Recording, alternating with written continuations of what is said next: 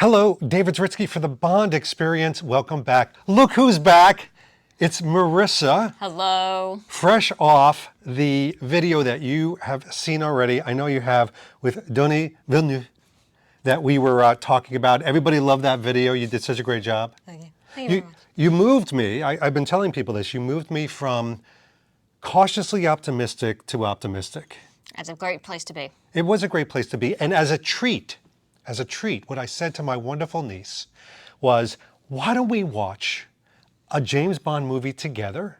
She was visiting with her son and her wonderful husband, Keegan. And we said, well, let's watch a film. And you know something? Let's review one of the anniversary films. And instead of going like, oh, I don't know, GoldenEye or Thunderball, because I love my niece so much, I chose the 40th anniversary of A View to a Kill. I'm that good to you. Delicious. So here's the thing. She's agreed to, and you've been on several of these, but you've agreed to sort of break it down. We watched it together. Yes. Whole thing, beginning to end. Whole thing. No cheating. As a matter of fact, we're going to show a couple excerpts to kind of preheat things. These were actual, real-world captures of a few scenes that I chose and Marissa's reaction. Let's take a quick look.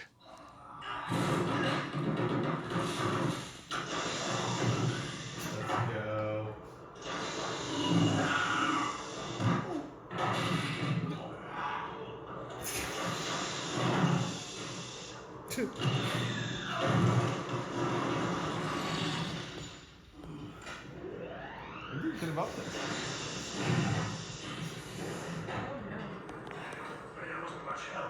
Don't worry, it's all right.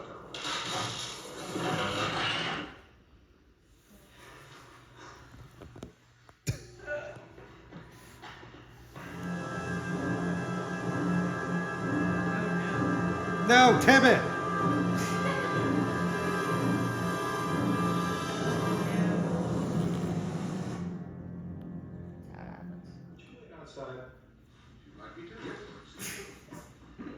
Mayday. Provide you with a drink.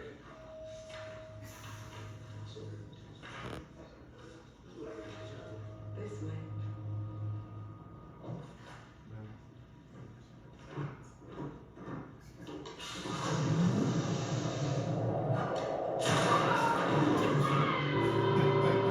Oh yes, the sky ship. Stunning. That was. That's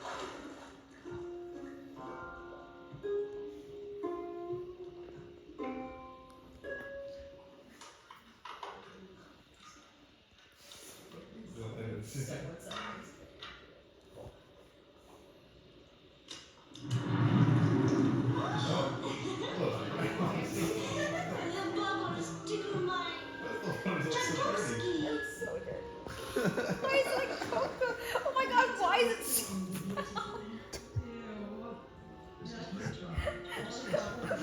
oh my god. So those were real things. You seem to be enjoying yourself. I also really didn't know that you were filming me. Oh, I know. So it was That's very just how I much am. just getting locked into the vision. Yeah, and by the way, I want to totally immerse you into the moment. So you were laughing and having a good time, especially when Roger Moore was in his sneaky outfit. Do you recognize the sneaky outfit top? Absolutely. This is his top. So it's 180 degrees. It's the surface of the sun. So I am going to take this off for now. Not in the house, but outside. She's warm. Wow. Absolutely. All right. So it is. Can you believe, first of all, that film is 40 years old? Yes, I do. 100%. Yeah. I believe it. Does it look the part of a 1985 film? Yes, absolutely. Every single piece of it from the beginning, middle, end feels 1980s. Okay, well, let's set the table properly to have a really good, robust discussion, because I will admit, as those that can attest on my channel, this is not one of my favorites. It usually winds up, I would honestly say, in my bottom 5 of the 25 countdown ranking of James Bond films. Is it the bottom? The bottom. Well, no. I wouldn't say it. Gosh, maybe it is one of the last ones. Is it the basement? I would say it's in the bottom 2. Okay. It's in the bottom 2, depending on my mood. But I'm going to start this off because just to kind of like get the ball rolling. I will say, no matter how I felt about this film in the past, and we will talk about that, I had so much fun last night watching with all of you because it was like an episode of Mystery Science Theater when you're like talking at the film, you're laughing at the film, you're connecting with the characters, and we laughed so hard from beginning to end. Would you agree? Completely agree. It was like watching Anchorman. What exactly? What the Anchorman of James Bond films? That's the tagline for the video. Here's also the other reason why, even in the pre-title sequence, I'm very accepting of this, is that Roger Moore, I felt like, embodied the character of James Bond. He was James Bond. He wasn't Roger Moore. He wasn't the 57-year-old Roger Moore in 1985. He really played the part Yes. of James Bond and took it very seriously. He's as serious as the grave in this movie, which like Which he was prepared for. Which he was prepared for. Which is good because like if he was less bought in, if he was less locked into all of the scenes that did or did not work, then I would also take the scenes less seriously and laugh less hard at it because I'd be like, you don't care about this. Yeah. Who cares? Everyone's caring, I think. That's for true. the most part. Oh, we're gonna get into that. All right, so we come out of the pre-title sequence scene. We know what we're in for. Sure. Gives us a really nice palate cleanser from Real World, and then we hear the song by Duran Duran. Well, first of all, what did you think of it? How does it stack up and measure in the world of James Bond songs? I'm not a huge fan of that song. That being said, it was ripping. Yeah. Like it was ripping, and like that with like the like luminescent, fluorescent, what's it called, painter's tape that Yes. they put on the women. And the lipstick and the Yeah, yes, and like the gun and everything like that. I was like, we're just like, don't forget, babe. It's the 1980s. Just make sure you're not forgetting where we are in time.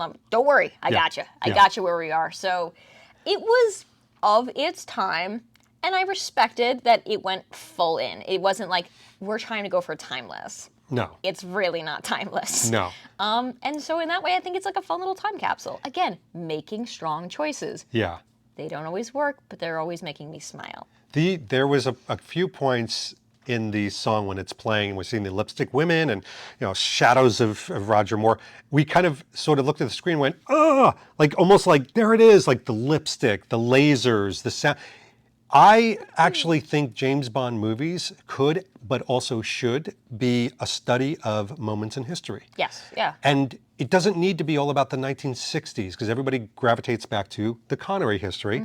But this is a really good, like, hey, Moore existed in the mid-80s. It was his last film.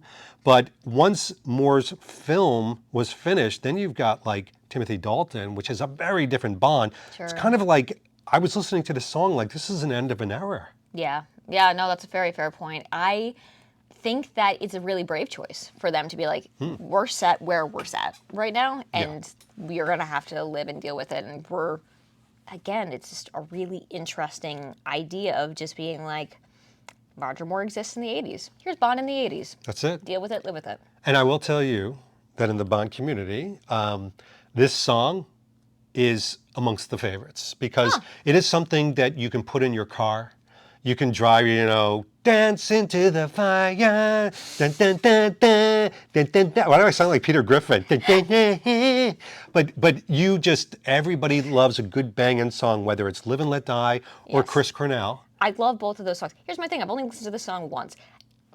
I might text you in a week and be like, actually, this kind of. Are you going to download it? Yes, I will. She has an hour commute each way. She has some time. Yeah, I'll make it happen. You could do that. Yeah, I've only listened to it once.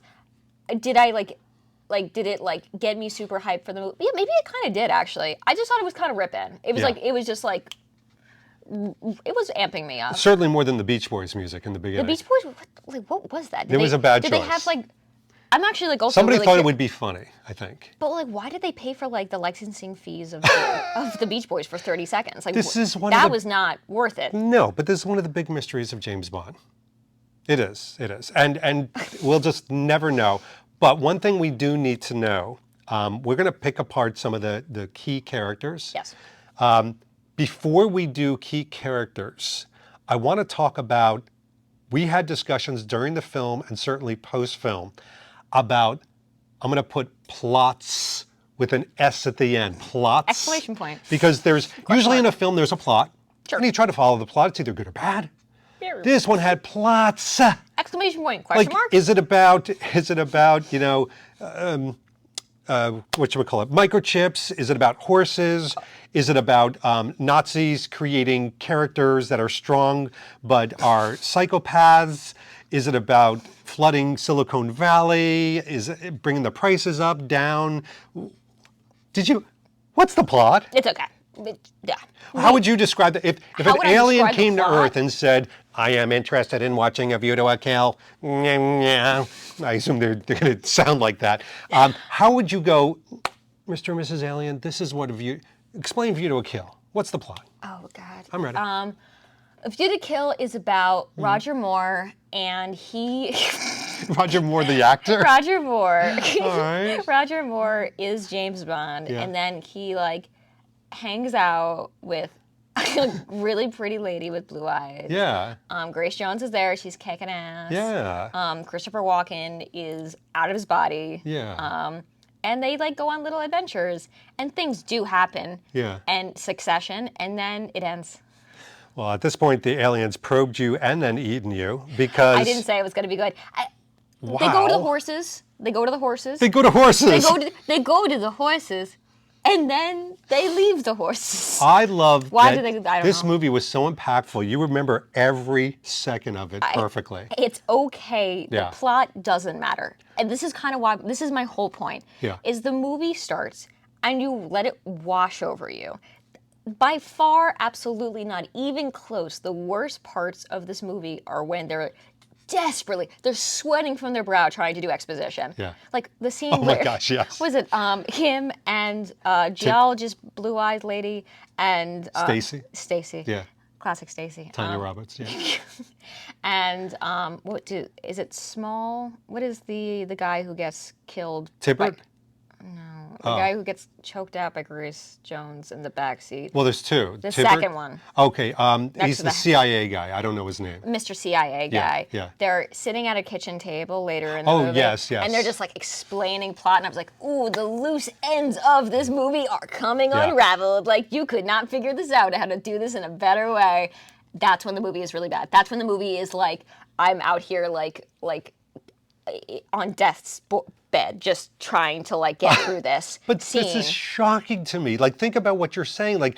I will tell you, you're right.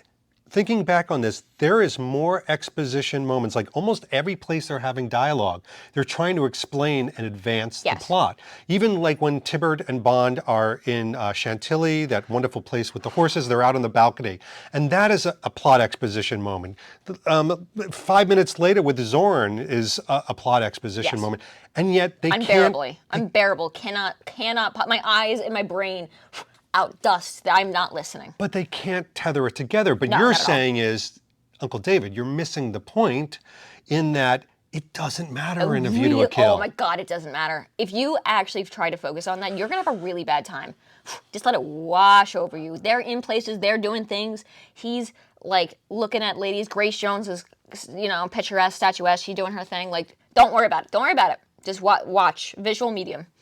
That's a really great point. I'm almost wondering if it's the attitude you have to take on, the mindset you have to have before you go into this movie, and you have to keep it consistent throughout. Yes, Or else 100%. you'll lose the plot, so to speak. Just don't worry about the plot. And again, this is me, I think, giving this movie its absolute most grace. Okay. And this is coming from someone who really enjoyed the movie a lot, but I think you're gonna hate this movie if you actually sit down and you're like, this is a serious movie, and I'm gonna take it very seriously. Or I'll tell you where I've been guilty, I think other Bond fans have been guilty, is comparing View to a Kill to other films like From Russia with Love, please Casino don't. Royale, things like that. And it's very unfair to do that. It's like comparing one of your children against another one of your children. Yeah, it's just be like, this is a comedy. Yeah. This is a comedy. Were they made for it to be a comedy? No, they were not. But if you're like, this is a comedy, exclamation point. It's almost like the variety you want in food.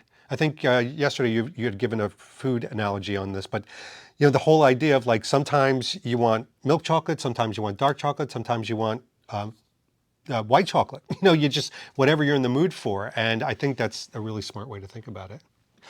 So, plot aside, I do want to talk about some of the tropes of James Bond, which is, of course, the action and the stunts. Sure.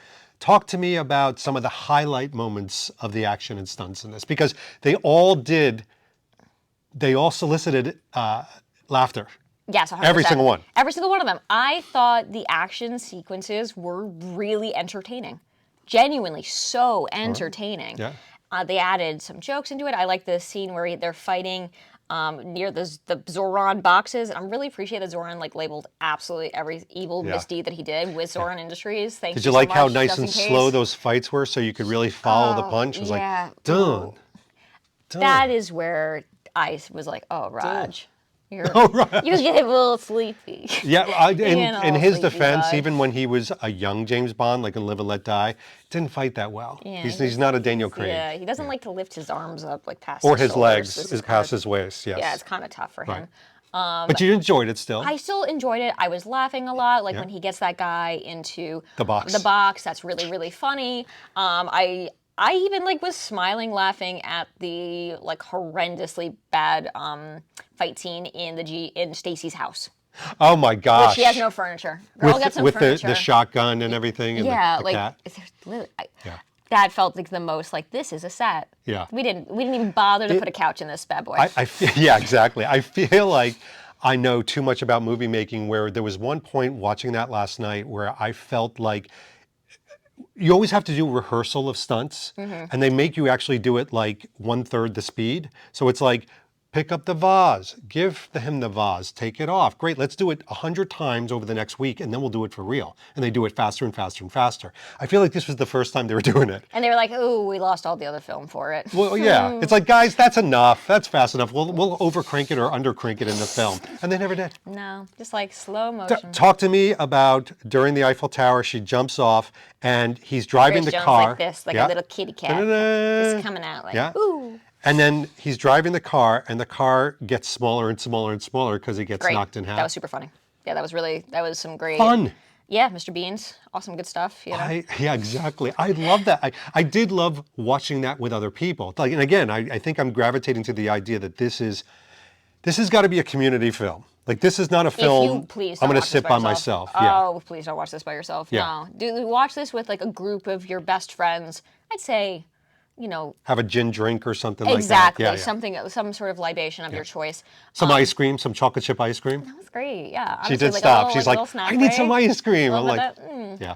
But that's great. It's was a great. movie night. This is a movie night. Is it? It's with other people. It's with other people. Yeah. You're smiling. You're laughing. It's gregarious. Yeah. That's kind of what we're looking for. But all the stunts I thought were fun. Yeah. They were fun. Fire engine, fun. Fire engine. Fire engine was fun. But also, I really did think at certain points, I was like, this actually looks pretty good. Yeah. There's a shot where he is running across the bridge at Santilli where it was a Oh. very wide shot. And I opened my mouth and was like, this looks really good. Yeah. This or when he's Hanging on. hanging the Golden Gate Bridge. Yeah. I was like, oh, this is John- actually kind of great. I will say John Glenn gets a lot of shade compared to the other directors, and he shouldn't, because he does set up amazing visual shots. Yeah, I thought he's it good looked at it. really beautiful. I was like, okay, San Yeah. Francisco, this is actually genuinely he picked City Hall. San Francisco City Hall is Yeah. a beautiful landmark. It is. I don't know, I'm really not complaining that much, and I just felt lucky to be oh, that's a gorgeous, beautiful stunt shot. Yes. In the middle of my very, very, very, very, very silly movie. Yes. I'm feeling joy. Although there were more than a few points, like when Zoran's blimp is blowing up, or when the blimp literally runs behind her and she doesn't hear it. Funniest scene in the whole movie. It's not like it's a Snuck in, Tesla. like a Puma. It doesn't make any noise. Zoomed in, and then got It's a what would blimp. You say, 3 inches from the ground, so that Zoran could pick her up by yeah. the elbows Oh, yeah, and yeah. lift her into the Yeah. blimp. And make sure you hide her face. Snuck Put the wig in. in front so you don't see that it's a Stealthy. stunt person. Yeah. And she was like, James, James. How many times did she say James in the movie? I mean, she was screeching James's name in the elevator shaft. I was like, I counted. oh, honey, I counted we need a 13, including the shower scene at the end. 13. I feel like that's too many Jameses. That's way too many Jameses. Yeah. Was not my favorite heroine of all time. So let's start breaking down the characters. Was an amazing segue, as if we rehearsed it. Let's talk with Stacey Hutton. Talk to me about, this was Tanya Roberts. Unfortunately, she passed away not too long ago. But I want to hear your point of view of the acting, the portrayal, and the character. Like, how did it serve the story itself? Okay, I'm gonna be like very explicit with my opinions about this. Yeah. Please. She came onto the scene, and I was like, she is so hot. She is so beautiful. Wow. I don't remember having a reaction to a Bond girl like that since Paloma. She's gorgeous. Where I was like, oh my God, you're very, very beautiful. And Yeah. I like, you can just like be on the screen now, and Yes. you don't have to open your mouth. It's Yeah. fine. Like, just like be Yeah. a visual. Her eyes are gorgeous. Her We makeup know was why you're gorgeous. here. Exactly. Yeah. So, and like that beautiful dress that was like kind of like lots of different colors. Yeah. Characterization. She was a geologist, I guess. Yeah, she worked for the geology department in the town hall or something. That's really congratulations. For But she also had an inheritance. of course she did. That's wouldn't why be she got the poor. 5 million. Well, no, but that's why she got it was the pipeline. Part of the pipeline was hers. Oh, her that's family's. cool. See, So like that. just now knew. Yeah. That's fine. I don't know her characterization, her plot, like very whatever damsel in distress. But are we back to like, who cares, Uncle David? Like, It's really who cares. She's super hot. yeah. Like And she's playing the role of the damsel in distress with Bond, and that's what we need in this film. 100%. She is, as Stellan Skarsgård once said in his interview with about Mamma Mia, he's like, I was just supposed to be like the good-looking kind of bimbo Oh, wow. in this. And like, was she a bimbo? No, but like, I think that's kind of like, she was saying James way too many times. But that's for the her- writer. Yeah. And not she has to her. read the lines that she's given. Yeah, of course. I think she did the job that she did. And She so showed up. She did the job. She did the job. She was extremely beautiful while she did it. And that's kind of where... All right. 26 minutes in here, I want to call something out. I almost feel like, and this is about celebrating the movie because it's a very positive lean into the movie.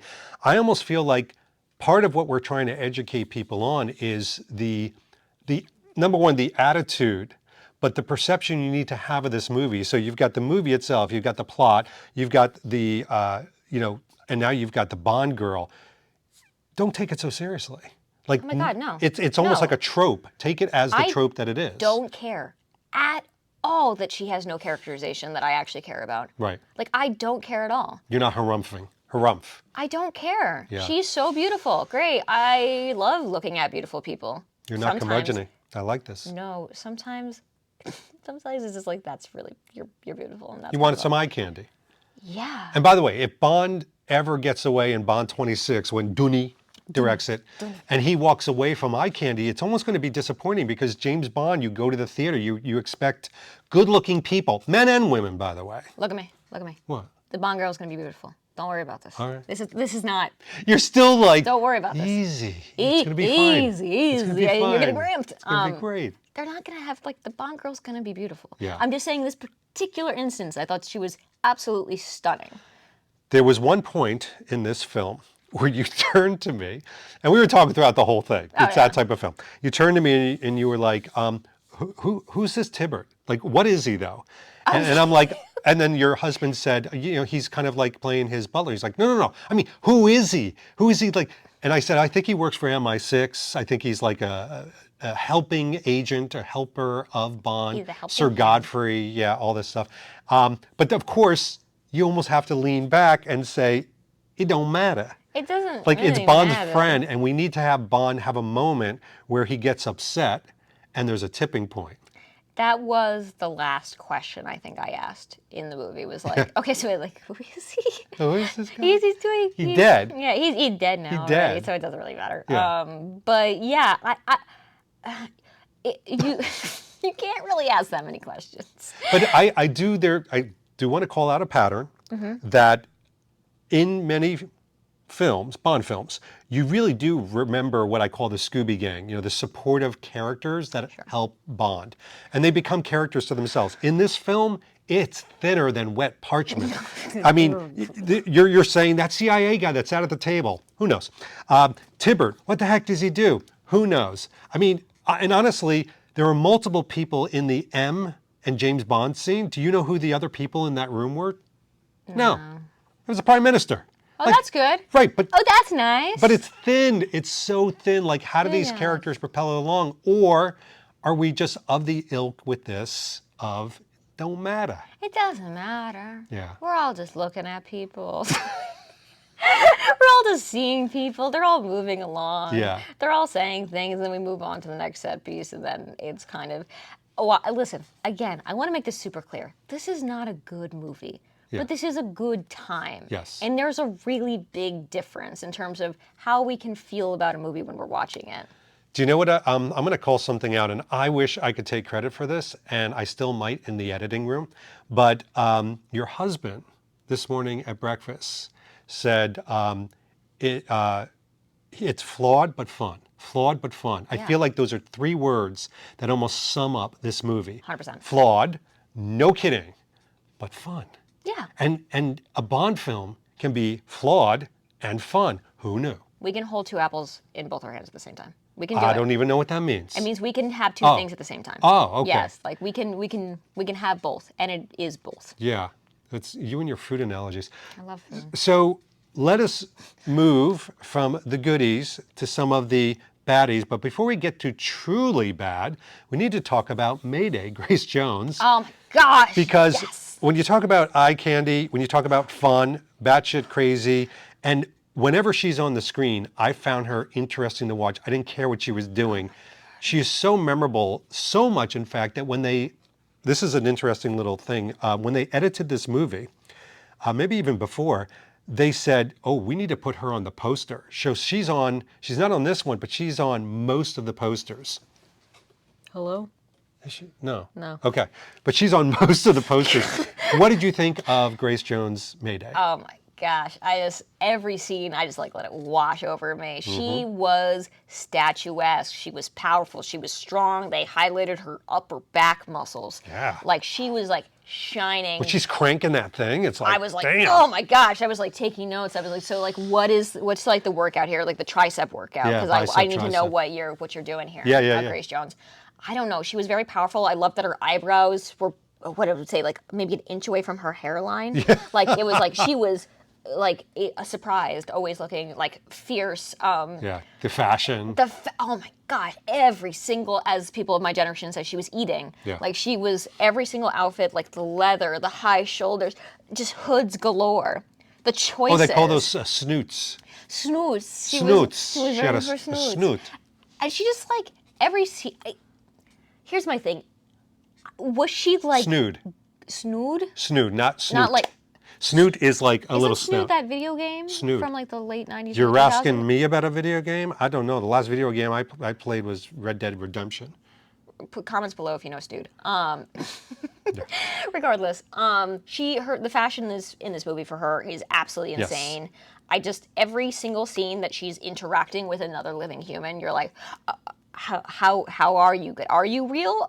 Are you a real person? Because she's also genetically modified, right? She must be. I think that's She lives in a man. Well, yeah, above so her she's head. genetically modified. They don't Kitten really go into it heels. as much as with Zorin, but yes, she's got to be genetically modified. She's pretty Or yoked. she's just Grace Jones, and she actually did that in real life, and they're like, let's keep that in the film. You know what? You actually really good with that. And the guy was like standing like a mackerel, like a half fish. Yeah. That was really a special scene to me. No, Grace Jones was a savior of this movie. And Genuinely. she has a character arc in the last like 15, 20 minutes where she actually winds up saving Silicon Valley. You know, her henchwomen are destroyed and killed by Zorin, so she gets upset. But also like Bond and her are sort of like, I don't know, they're like friendlies at the end. They work together. They work together. It made me chuckle quite a bit where, okay, so like Zoran betrays her. Yeah. And is a psychopath, as Roger Moore says several times very Yeah. seriously. He's a psychopath. Stop. He's a psychopath. Yeah. Oh my gosh, I know. Stacy's having her big moment to tell off Zorin, and he goes, shh, shh, shh, shh, shh. He's a psychopath. He's a psychopath. Don't walk on the other side of the street, honey. Just a great line delivery. It just. Let me do what you were going to do. Shh. Say James again. He's a psychopath. That was crazy. Exactly. Line reading, delicious. Yeah. But I found it so funny when Grace Jones like, she knows that Zoran's, like, basically a Nazi. Yeah. Like, he's the worst. He's a disgusting, horrible psychopath person. And then she knows this. The whole time she's supporting him, doing all sorts of bad stuff, and she's like, he betrayed me. It's like, honey, Yeah. you're not stupid. I know you know this. Like, Right. this is it. This is when you flipped. Like, you didn't have a moral conscience. It's okay. No. It doesn't matter. And Yeah. she spoiler alert, if you haven't seen this movie, she does she kicks the bucket. She blowed up. She blowed up as a hero. Yeah. She was a hero. I love Zorin's face when she did that, like that whole, like taking off, like the Jurassic Park taking off the glasses moment. Like, Yeah. what? He was surprised, but Christopher Walken was also just sort of like, Yeah. All right. By the way, this is she's full of natural segues. We have to talk about Zorin, Christopher Yeah. Walken. Christopher Walken. Christopher Walken. I need more power. I'm happiest in the saddle. I'm happiest when I'm in the saddle. Mr. Bond, you amuse me. I mean, for me, Christopher Walken, every scene was so Christopher Walken. it was extremely Christopher Walken. Was he good in this movie?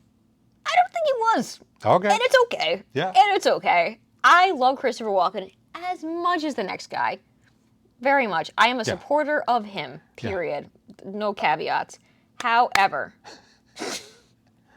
he's not good in this movie. He's not good in this movie. And Did you find it, like, was the acting flat? Was it, like, what was wrong with it? He's just, like, too flat. He's too flat, and he is a crazy villain. He is he murders hundreds of people in, like, the last 20 minutes of this movie. Yeah. In, like, the most, like, oh boy, I just, like, love killing people way.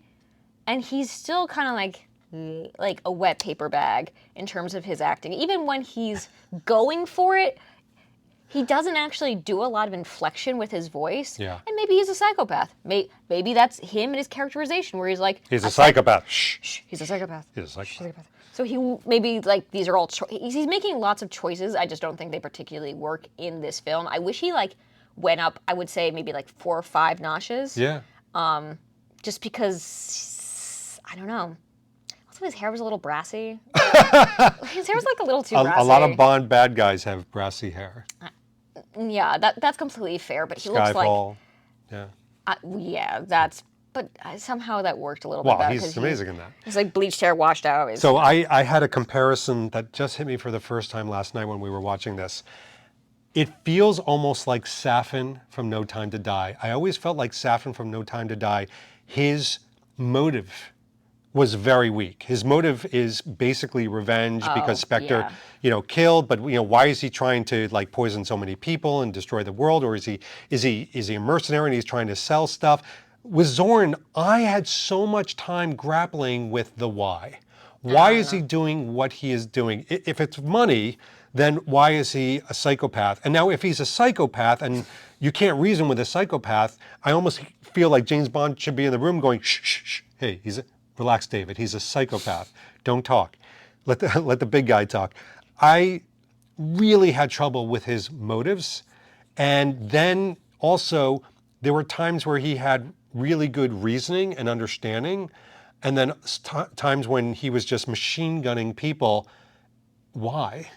Like, there was no reason or motivation for it. Here's a question. So was this plot, the screenplay, was it written over 13 years, 25 writers? Oh. Like, it just feels like there were parts of the story that they want to get to, and they were like, no, actually, I really don't want to do that anymore. And so they go to another thing, because it feels like his particular arc of, like, horses, and then, this, that, and the other thing, and then Silicon Valley, and then chips, and then we forget about the chips, and we then forget about the horse tranks, or whatever that whole thing was of genetic engineering. Like, I felt like there were so many threads that were never really pieced together. It felt like the screenwriting was just like, whoa, like all over the place. That's not Christopher Walken's fault as much, unless he was a writer on this movie, and I'm, like, almost positive he wasn't. Right.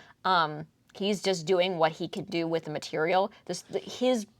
The writing of this character is absolutely abysmal. It's, like, beyond abysmal. It's in the depths of the ocean. Christopher Walken is doing what he can with it. Don't sugarcoat it. How do you really feel?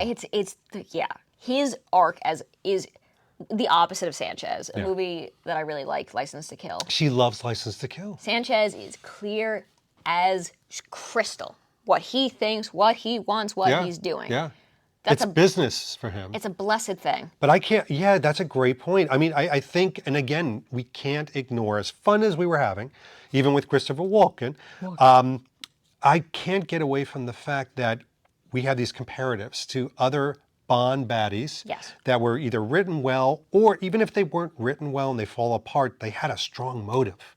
Yeah. And I couldn't get it in this one. And they tried. Like even at the end point, we were all laughing with Max, with the guy with the monocle. It's like Max. Well, all right. So obviously he had like a father-son relationship with Zorin, and then you're connecting with that, and he's this genetic monster that he created, but he still loves him. And Walken slips off and he goes to his death, and then his father blows up basically. And I'm trying to like sort out, is there something deeper here? And I'm like, oh, David, you almost forgot. This is View to a Kill. Stop! Don't do that to yourself. Do not get complicated. This is cheese fries.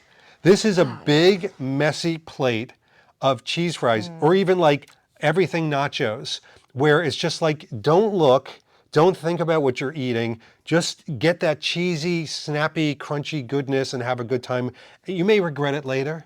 Yeah, maybe just time to hurts a little bit. It's not hashtag Bond Fitness Challenge to eat crazy fries, but just eat them. And I feel like A View to a Kill almost has to be looked at as, junk food. It is junk food. It's junk food, but I like junk food sometimes. We liked it last night. Yeah, I like junk food. And again, it's not I don't think it's Christopher Walken's fault that they had a money-focused plot line for him in the first 2/3 of this movie, and then they were just like, pivot. No, he actually doesn't care about money at all. He's a psychopath. Well, those two things definitely contrast each other and make you very confused because you have absolutely no idea what the motivation is. And that's okay.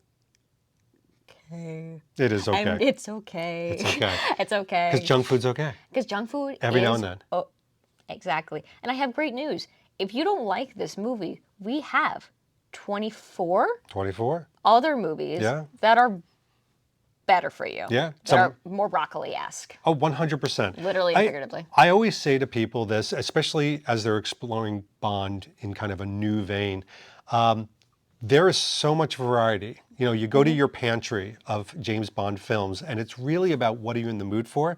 There are James Bond films. If Danielle's going out, for a couple hours, and it's been a particularly stressful day, and I don't want to multitask. In other words, I want to make sure I don't pick up my phone. I'll put on like a From Russia with Love or Dr. No, or even Tomorrow Never Dies, because I know I'm never going to look away from the screen. It's so riveting. Sure. It pulls me in. Those movies that I just mentioned pull me in so successfully into the world of Bond. With A View to a Kill, we can go for the ice cream in the freezer. We can stop. I think Danielle got up and got chocolate at one point. Somebody went to the bathroom. It's totally fine. You're not going to miss anything. Like, that's the type of film this might be. But I also think there is something to be said about connecting with your, like, the family and friends that you watch it with. Because, again, when I'm watching Skyfall or, like, watching, License to Kill. Live and Let Die. When I'm watching these better Bond movies, I don't really like to talk during movies at all. That's right.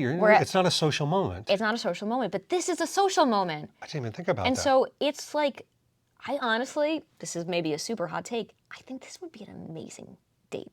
Like a first, second, third date movie. For Bond people that, yes. As a person who is a woman, I actually think, because you could talk a lot, you don't have, there's gonna be whole scenes, you can like make a move, you could like miss whole sections, and because nobody's gonna be like, shh, shh, shh. Exactly. I'm gonna miss something. Yes, and it's gonna make her laugh, and it's gonna be funny and silly, and Grace Jones is there, and that's also cool. Wow, that's a genius idea. So it's flawed and fun, but social. Super social. Super social. There's something to be said about movies like that. I love a social date movie that you don't actually need to pay full-on attention. And that doesn't mean scroll on your phone. Yeah. I want to be super duper clear about that. Like, I don't like that, I don't respect that. Yeah. But I do respect you going on a date with someone, trying to make a move, putting on a Bond film. This is the one to do. Okay. So I typically do this to my poor niece, and I don't know why she doesn't expect it, because I always do it every time. But as the last part of this video, because I feel like this has truly been a celebration. Yes, we haven't ignored the flaws of A View to a Kill, but I think we've embraced the highlights and what this film can do for an audience, like multiple people. Sure. Look at somebody who's sitting here going, I haven't seen View to a Kill in a very long time, or I haven't seen View to a Kill at all, and give them the reasons why they should watch A View to a Kill. Because you're going to be smiling the entire time. You're going to laugh as long as you don't take it seriously, and I beg you to not take it seriously, because the movie probably shouldn't be taken seriously. You are going to have a fun time. I recommend having some kind of curated snack and drink selection. Oh. So think about maybe kind of like cheese plate, maybe like a different popcorn situation, salty and a sweet, like a full charcuterie board for yourself during this movie. Again, you're going to want to kind of play around a little bit. And again, great, again, second, third date movie with someone who's like kind of getting to know you a little bit. And, you know, this might sound sort of psychopathic of being like, why would you pick A View to Kill? As like, yeah, I'm a Bond film, I care about Bond movies. Here's like an absolutely, like maybe the most trash Bond possible. But it's about what it produces. It's about the mood, the uplift that it produces, the happiness, the silliness, the giddiness that it produces. It's not serious, but maybe that's the point. I love that. That is perfect. That's how we're ending this video. Thank you for helping me celebrate a movie. We'll do another one soon, right? Absolutely, 100%. Yeah, this is going to get into a really good habit. Ladies and gentlemen, Marissa, my niece, thank you so much. Thanks for and having me. again, this has been David Zritsky for the Bond Experience. Go check it out. It's the 40th anniversary. We'll talk to you real soon. Take care. Thanks for watching the Bond Experience. If you like what you saw, why don't you subscribe to the channel by clicking this button right here. We'll keep you up on everything new that's happening in the world of Bond. And speaking of something new, here's something new just for you, because we know you so well. Talk to you soon.